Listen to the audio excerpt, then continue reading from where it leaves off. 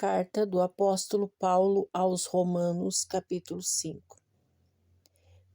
Tendo sido, pois, justificados pela fé, temos paz com Deus, por nosso Senhor Jesus Cristo, por meio de quem obtivemos o acesso pela fé e esta graça, na qual estamos firmes e nos gloriamos na esperança da glória de Deus. Não somente isso, mas também nos gloriamos nas tribulações, pois sabemos que a tribulação produz perseverança, a perseverança a experiência a esperança. E a esperança não decepciona, porque o amor de Deus está derramado em nosso coração pelo Espírito Santo, que nos foi dado. Porque no tempo certo, quando ainda éramos fracos, Cristo morreu pelos ímpios. Dificilmente haverá quem morra por um justo. Pelo homem bom, poderá ser que alguém se anime a morrer. Mas Deus demonstra o seu amor para conosco pelo fato de Cristo ter morrido por nós, quando ainda éramos pecadores. Quanto mais agora, tendo sido justificados pelo seu sangue, seremos salvos da ira por meio dele.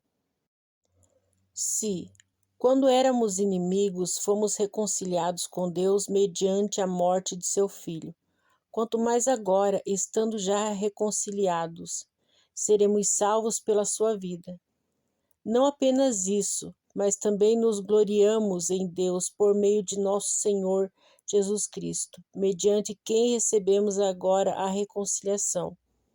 Portanto, assim como o pecado entrou no mundo por um homem e pelo pecado a morte, assim também a morte passou a todos os homens, porque todos pecaram.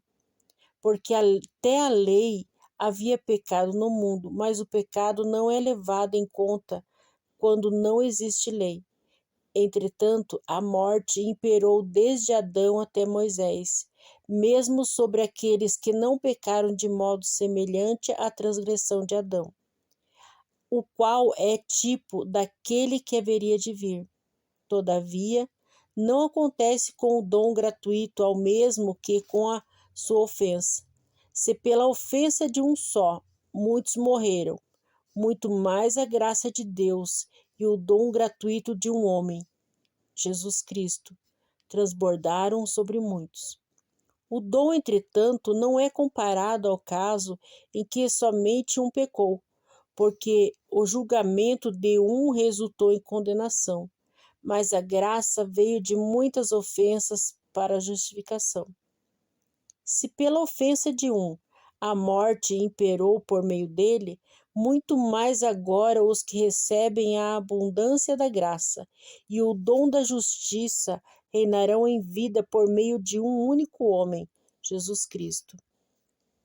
Porque assim como de uma só ofensa veio a condenação de todos os homens, assim também de um só ato de justiça resultou a justificação que traz vida a todos os homens.